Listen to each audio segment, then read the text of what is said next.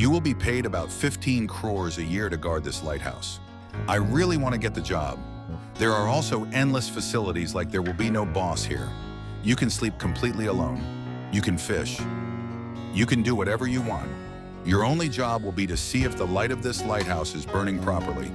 If it ever goes off, you will turn it on again. That's all. You don't have to do anything else. You will just sleep with your legs up all day. But the funny thing is that despite all these facilities, it is one of the most dangerous jobs in the world because this lighthouse is placed right in the middle of the ocean. While you are here, you will not be able to communicate with anyone. Loneliness will always surround you. What is more dangerous is that there are often big storms here.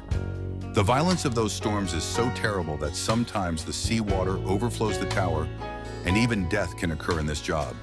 What other great dangers can find their way here? You will know later.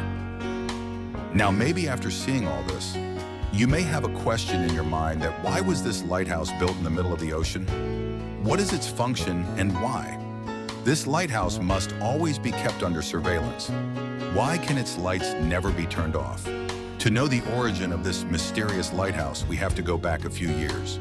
At that time, there were no cars, no other vehicles or air routes for transportation. So the only way to travel long distances was by water. At that time, there was an extraordinary sailor named Camp Marius. He was quite famous for being able to cross the sea even in very adverse conditions.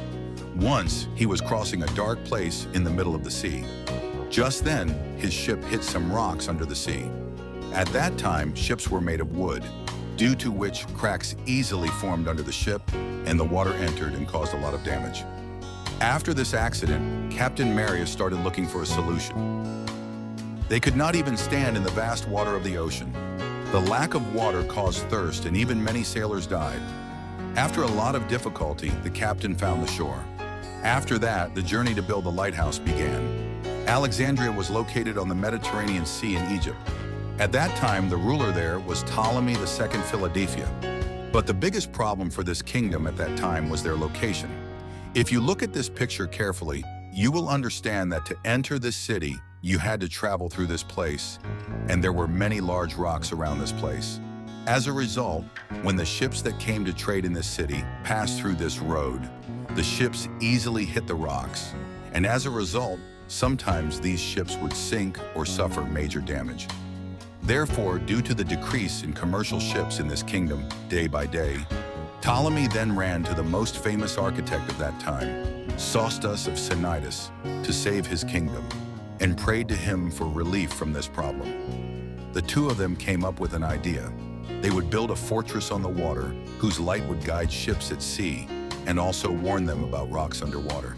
They started working on the plan. But even then, they could not imagine that what they were going to do would one day become one of the most famous creations in the world, which would become known as the Lighthouse of Alexandria. The height of the lighthouse in Alexandria was 384 feet. It was made entirely of white marble. At that time, a fire was constantly burning on the top of this lighthouse, for which oil and wood had to be supplied here. This lighthouse was later recognized as one of the 7th wonders of the world. It was not only famous for its height, but also for its extraordinary design. At that time, the light was originally send feedback, use the arrows to see the full translation.